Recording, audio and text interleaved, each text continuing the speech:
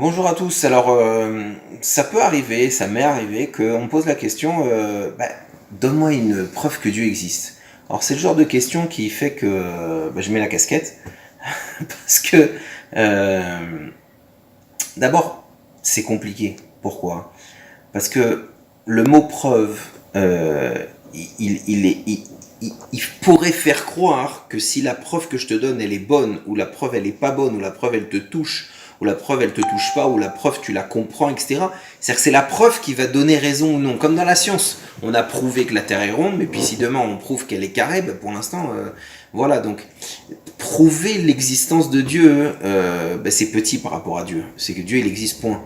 Et des preuves, en fait, ça dépend énormément des gens, parce qu'il y a des gens qui sont très intellectuels, il va falloir que tu leur prouves à la Zamir Cohen, avec des preuves scientifiques, avec des codes, avec des si, il y en a qui sont très mathématiques, donc il va falloir que tu prouves dans la médecine, etc., etc., et tu vas prouver, tu vas montrer, etc., la Torah, elle dit vrai, donc Dieu, il dit vrai, tatati, tatata. Il y en a qui sont très riches, etc. En gros, quand tu cherches à prouver Dieu, c'est une façon de le minimiser. C'est pour ça que si quelqu'un vous pose est-ce que Dieu existe, donne-moi une preuve, tu peux simplement et gentiment lui dire mais donne-moi une preuve qu'il n'existe pas. Toi, donne-moi une preuve qu'il n'existe pas.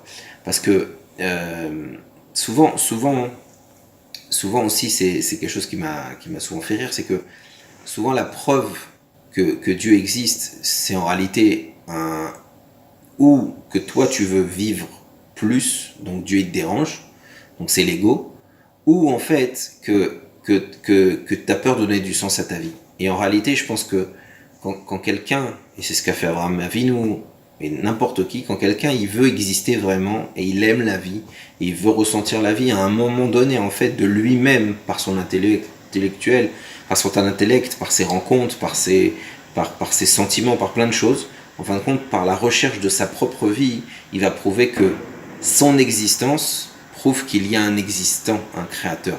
Et donc la créature va prouver le fait que tu acceptes que tu es une créature et que tu vis ta vie à fond, et c'est comme ça que tu vas en arriver à comprendre que cette vie-là, elle est liée à quelque chose d'encore plus grand, et cette chose qui est grand, c'est Hachem.